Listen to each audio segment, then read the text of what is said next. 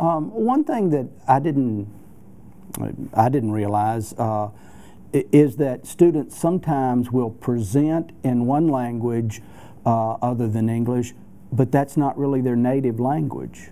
Oh, no. Why does that happen? Well, we have a lot of children who come from countries where they have the language that they were educated in, which would be the dominant language of the country. But then they go home every night, even in their home country, and there's a tribal language or a community language that is spoken. So it's always a misnomer that we're teaching them their second language, because in many instances we're teaching these children their third or fourth language. And some of their languages may not even have a literacy component to them. They might just be spoken languages.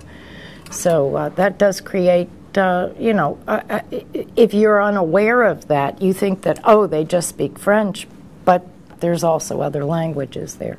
And you say the classroom teacher needs to do a little detective work yes, to figure that out. Definitely. How would they go about that? School records, talking to parents, bringing the parents in and talking about what the child's experience was in the home country. Was this a good student? Was this not a good student? There are translators available. That's valuable information, because if you had a very good student in the native language, you want to find the ways to tap into what made that child a good student in their home country and be able to transfer those strategies into their second language learning. The other ways, having the records translated, making sure that you're aware. I can recall many years ago, we were looking at a young man, and he had done very, very well very quickly. And someone said, well, he must be gifted. Well, when the records were translated from Russia, come to find out that he had been in a gifted school. But that would not have been a program that would have been available to him if we hadn't had the records gone through and translated for him. So, yeah. I mean, there are a variety of different issues, and that detective work starts with the teacher. Don't sit there and scratch your head and say, what's wrong with this kid? Find out what might have been their experience prior to their actual learning another language. Yeah. You talk about the whole concept of cultural stress, and I think this is an opportunity, again, for the classroom teacher to really try and look at a situation from a different frame of reference.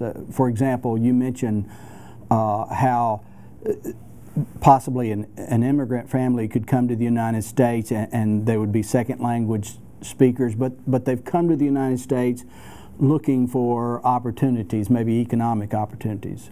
But at the same time, that child is stressed being in a different culture. They've possibly been moved away from all of their friends, possibly from their grandparents. So there's a lot of stress on those children. And that's one of the least understood factors, is the amount of stress that the children are engaged in, because the whole family dynamic goes through some sort of change. First and foremost, one of the most notable changes these children have to deal with, and it is a major stressor, is that they have to assume almost a parental role. Mom and dad don't learn English, so the only English speaker in the family then becomes a child. Wow. The child has to do the banking, the child has to do any of the business telephone calls. The child then is in a position to have to make doctor's appointments, things that were the normal role in the parental environment have now been shifted to the child, and it creates some very, very stressful situations for these children.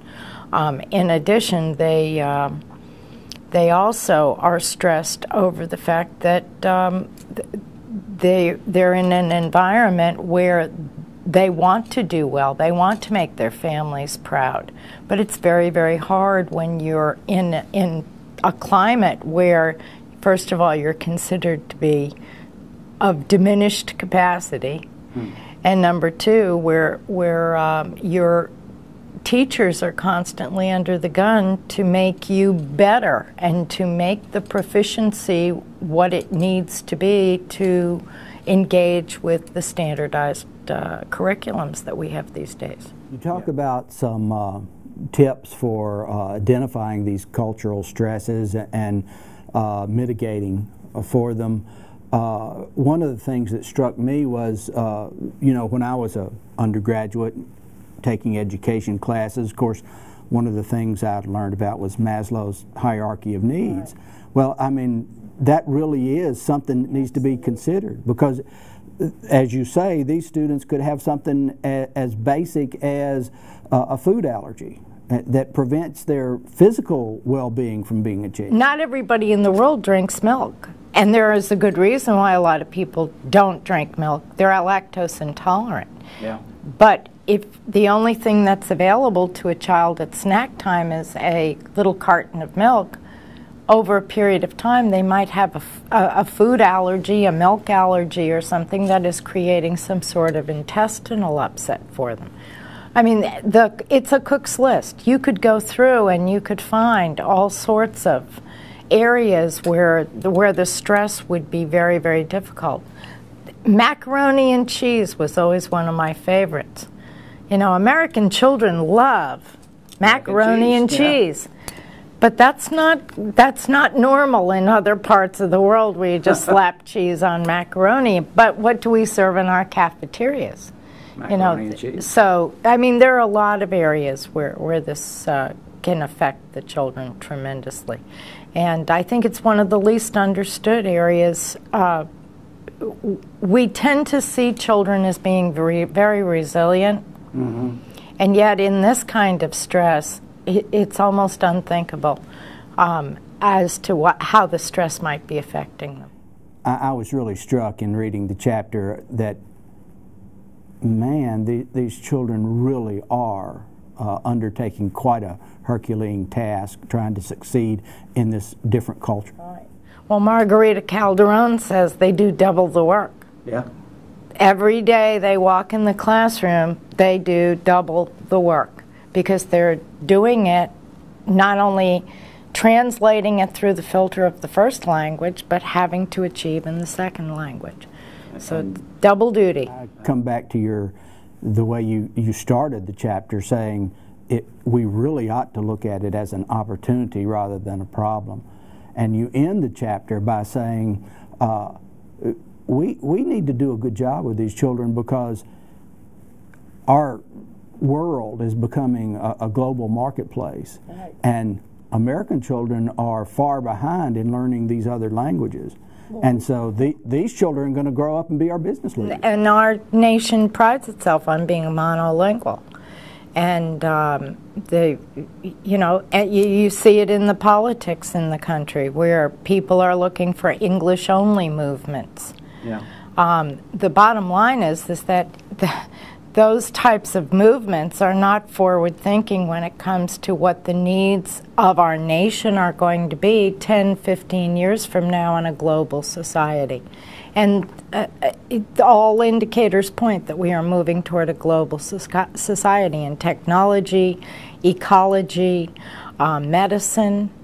The use of technology has opened up the world to everyone, and we have to be able to live and to survive and to work within it.